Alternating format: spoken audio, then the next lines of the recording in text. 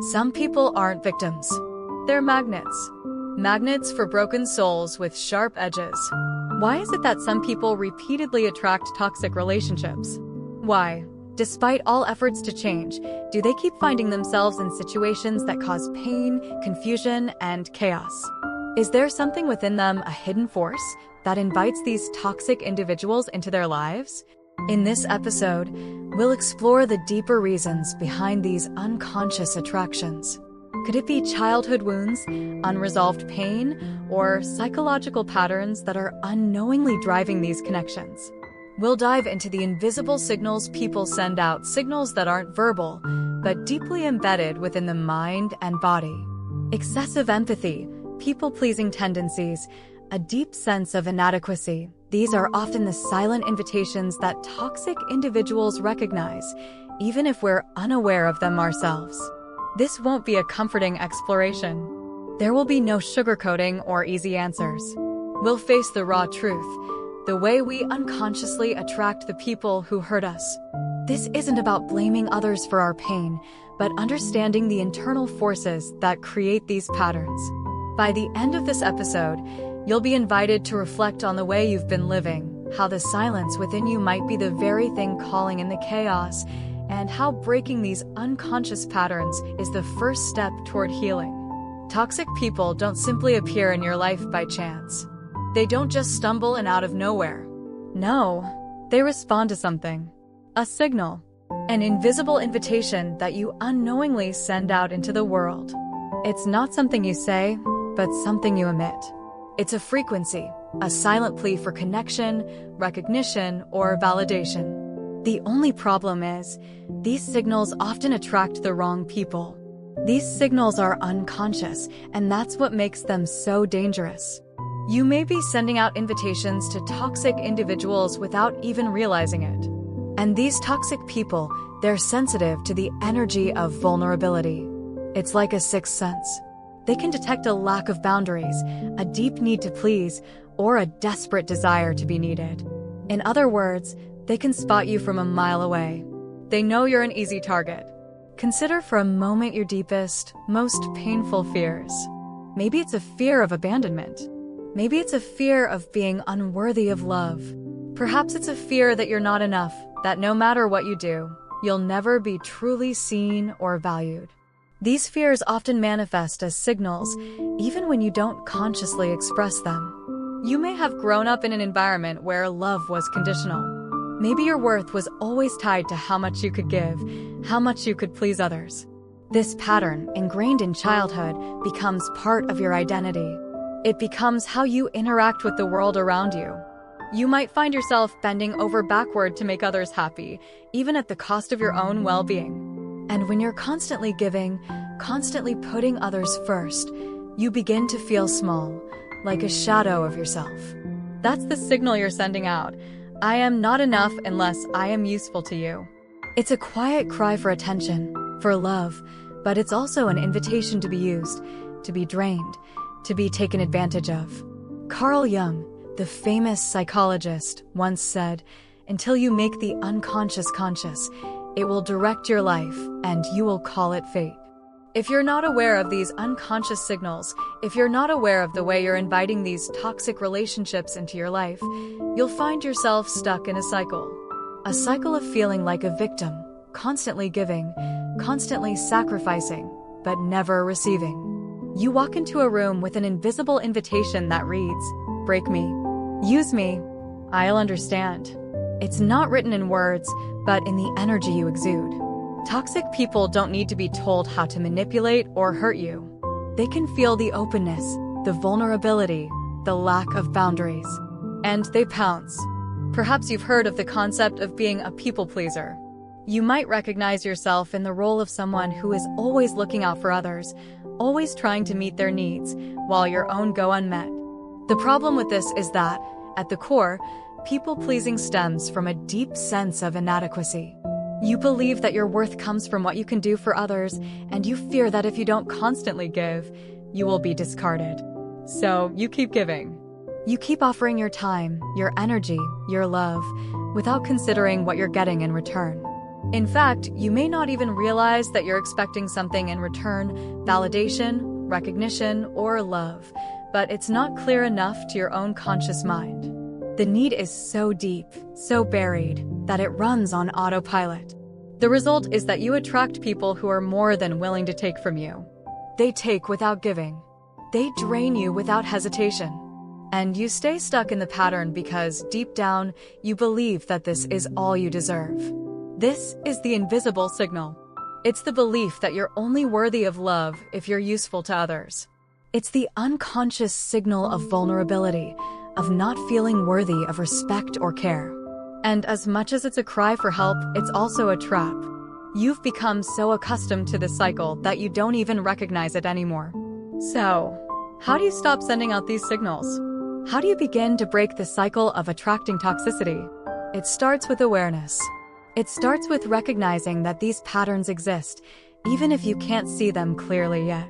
The first step is realizing that these patterns aren't fate. They're learned behaviors, responses to pain, fear, and deep-seated beliefs about yourself. By shining a light on the unconscious, you begin to reclaim your power. You stop being a magnet for the broken, the toxic, the manipulative, and start attracting healthier, more balanced relationships. But that only happens when you stop allowing these invisible signals to control your life. Awareness is the key. Once you can see the patterns, you can begin to change them. It's not easy, but it is possible. You don't have to keep inviting toxicity into your life. You can choose to change the frequency, to stop emitting the silent signals that bring pain. And that, my friend, is where healing begins. The subconscious mind does not seek love, it seeks familiarity. The familiar is what feels safe, even if that safety comes at the cost of your emotional well-being. Often, the people we attract into our lives mirror the unresolved pain of our past. It's not love that we're drawn to, it's the echo of old wounds that haven't healed yet. We've all heard the phrase, "You are what you attract."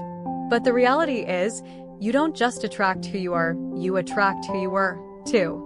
You are drawn to what feels familiar, even if that familiarity is rooted in dysfunction, neglect, or abuse. The subconscious mind doesn't know the difference between healthy love and the chaos of a traumatic past.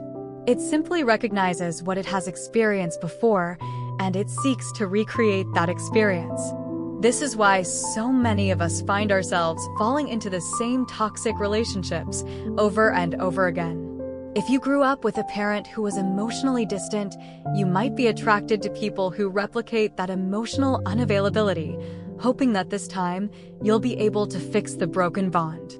If you were abandoned or rejected, your subconscious mind might seek out relationships where you feel ignored or neglected, trying to right the wrongs of the past, though you're never fully able to. There's a certain kind of comfort in pain that feels familiar. Chaos becomes your home, and calmness, stability, and peace feel foreign, almost uncomfortable. This isn't a conscious choice, of course. You're not walking into relationships knowingly choosing dysfunction. But your internal blueprint, the one that was forged during your formative years, drives your decisions on a deeper, instinctual level. This is where the concept of trauma bonding comes in, an emotional attachment formed in unhealthy and abusive relationships. It's a bond created through a cycle of intense highs and lows, of love and pain, that keeps you tethered to someone who is, in essence, hurting you. The pain feels so familiar, so right, that you become addicted to it. You convince yourself that this is what love is supposed to look like. The person you attract might even be a mirror image of someone from your past, a parent, an abuser, or even a past version of yourself. You don't fall for them. You fall into the same old pattern, thinking that if you can just love them enough, or fix them enough, you'll be able to heal your own wounds. But here's the hard truth. You can't heal old wounds by reopening them. You can't fix your childhood pain by inviting new versions of it into your life. The subconscious mind may be trying to get you to rewrite the script of your past, but it's doing so through painful, destructive methods. The wound that seeks the knife isn't just about getting hurt again, it's about trying to heal in the wrong way. It's about wanting to find closure where there is no closure, to fix something that was never properly addressed in the first place. But the more you allow yourself to be caught in these patterns, the deeper you sink into them. Healing begins not by repeating the same cycle, but by breaking it. You have to learn to see the old wound for what it truly is, not an invitation for more pain, but a call for healing in a different form. Real healing happens when you stop seeking the knife and start seeking peace. There is a strange, almost paradoxical truth about the human mind. Peace can feel uncomfortable when you've lived in emotional storms. For some people, emotional chaos becomes so familiar that calmness feels unsettling, even unsafe. The highs and lows of toxic relationships, the dramatic fluctuations between love and pain, become a form of addiction. Intensity and conflict are what they know. Peace is foreign, and in the absence of turbulence, they feel empty, like something vital is missing. This is the fear of peace. When you've been conditioned to thrive in chaos, silence can feel like a threat. You might find yourself sabotaging your own happiness because, deep down, you don't know how to exist without the storm. The highs of emotional intensity, those moments of ecstasy followed by deep crashes, create a kind of addictive pattern in your brain. The chaos becomes your comfort zone, and without it, you feel adrift. Think about the toxic relationships you've been in. Perhaps you've found yourself stuck in a cycle of constant drama, constant arguing, and constant emotional highs and lows. And when things start to calm down, when there's no conflict to drive the narrative, you feel lost. It's as if the absence of chaos leaves a void, a silence that is far more unsettling than the turmoil ever was. Toxic people know this. They offer chaos as a form of connection, flashes of passion followed by deep, emotional crashes. The cycle continues, and you find yourself caught in it, unable to break free. On the surface, it feels like love. But underneath, it's the brain's craving for the familiar, for intensity, for something that gives meaning to the emptiness inside. The love you seek is not really love at all. It's the need to fill the hole created by unresolved pain and fear. But here's the truth. When you're addicted to chaos, you confuse adrenaline with love. You mistake the emotional highs for connection and the lows for intimacy. You've come to associate emotional drama with passion and stability with boredom. Peace, in this context, is seen as something shallow, empty, or even unsafe. It's a space where you don't know how to fill the silence, where you don't know how to be with yourself without the constant noise.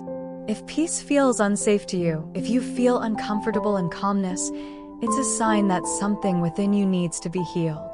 It's not that peace is the enemy, but rather that your mind and body are reacting to a deep-seated belief that you are only worthy of love if there is drama. You might sabotage peaceful moments because, subconsciously, you believe they're not real, or worse, that they will reveal something painful within you, something that the chaos once distracted you from. The fear of peace is the fear of stillness, the fear of confronting the parts of yourself that have been hidden in the noise of emotional storms. But healing happens when you stop running from that stillness. When you can sit in the quiet, face the emptiness, and find your own sense of worth without needing the chaos to define you. The truth is, peace isn't emptiness, it's wholeness. And it's only when you can embrace that peace, when you stop running from the silence, that you will be able to break free from the chains of chaos that have bound you for so long. Every toxic encounter, no matter how painful, carries with it a hidden gift. It's a gift cloaked in darkness, a lesson wrapped in suffering. The people who hurt you, betray you, or break you are not just agents of destruction. They are mirrors, reflecting the parts of yourself that you've either ignored, rejected, or failed to see. Toxic people don't just cause pain. They reveal your weaknesses, your unspoken fears, and your unhealed wounds. In their actions, they highlight the areas of your life where your boundaries are weakest, where your self-worth is the most fragile, where your sense of self is yet to be fully formed. They expose your vulnerabilities in ways that can feel overwhelming, but they also offer the opportunity to face these parts of yourself that you've spent years hiding from. People don't betray you, they reveal you. This quote speaks a painful truth.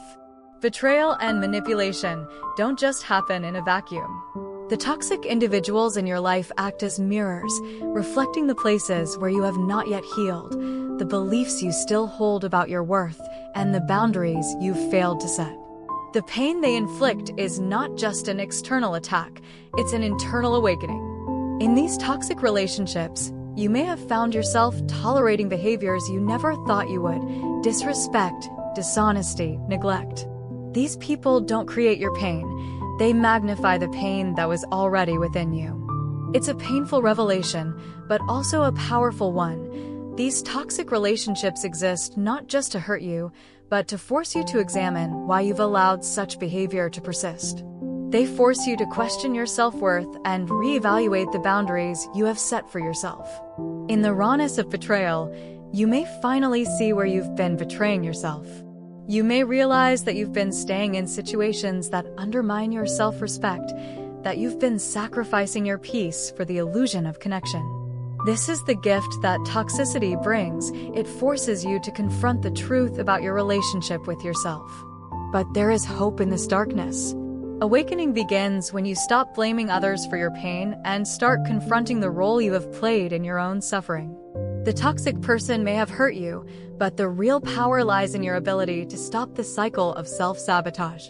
The gift of toxicity is the opportunity to look deeper into the mirror, to recognize where you've allowed unhealthy patterns to persist, and to take responsibility for your own healing. You may not be able to change the people who have hurt you, but you have the power to change how you respond. And that is where true transformation lies. When you stop blaming the mirror and begin to examine what it reflects, you start to see the path toward healing. Toxic people may bring pain, but they also bring clarity, a chance to rebuild from the inside out, to create a version of yourself that is no longer bound by old wounds, old patterns, and old beliefs. The dark gift of toxicity is not in the pain itself, but in the opportunity it gives you to transform it into something healing and powerful. Healing doesn't begin by avoiding toxic people, it begins by no longer needing them. The moment you shift your mindset from seeking validation from others to finding it within yourself, the patterns of toxic attraction begin to lose their power over you.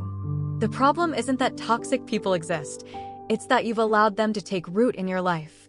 The antidote isn't to escape them, it's to stop tolerating them. When you start raising your standards, you'll begin to notice how the darkness loses interest.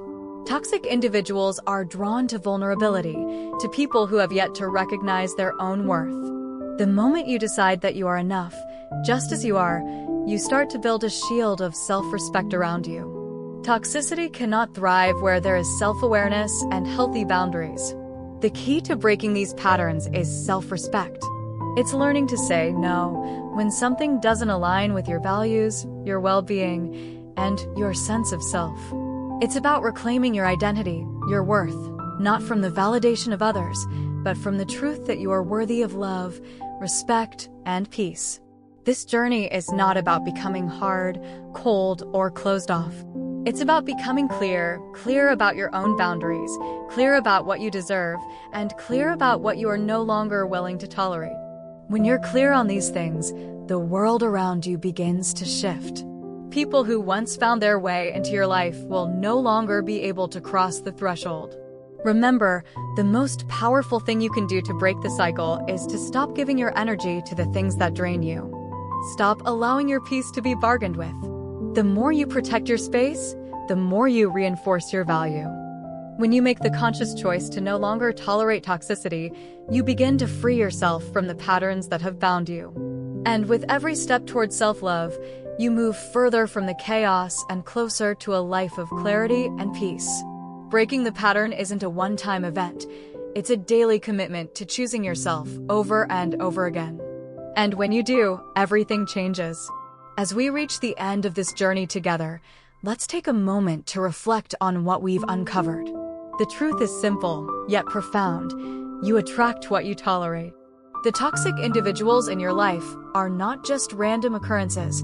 They are reflections of what you've allowed, of what you've unconsciously sought. Every relationship, every encounter with toxicity reveals something about the space you're holding within yourself. You may have spent years blaming others for the pain they caused, for the patterns that repeat, for the chaos that consumes you. But the real work begins when you stop looking outward and start looking inward. The answers, the healing, and the power to change come from within. It's not the people you encounter, but how you react to them, how you allow them to shape your sense of self. The silence that invites toxicity isn't just the quiet between arguments, it's the silence in your heart, the space within you that hasn't yet been filled with love, respect, and self-worth. It's the quiet acceptance of less than you deserve. To break the pattern, you must fill that silence with the truth of your worth, with the strength of your boundaries, and with the peace that comes from knowing who you are. The toxic people you've encountered in your life were never the real problem. The problem was never their behavior. The real issue lies in the silence within you, the silence that gave them permission to stay, to hurt you, to keep coming back. The moment you fill that silence with clarity, with self-respect, and with love for yourself, the toxicity will fade away. As you continue on this journey, remember, you are worthy of peace, of respect, and of love that doesn't come with pain or drama. Don't seek to change the people around you. Instead, change the way you see yourself. The moment you do, the world around you will shift. The darkness loses its power when you stop feeding it.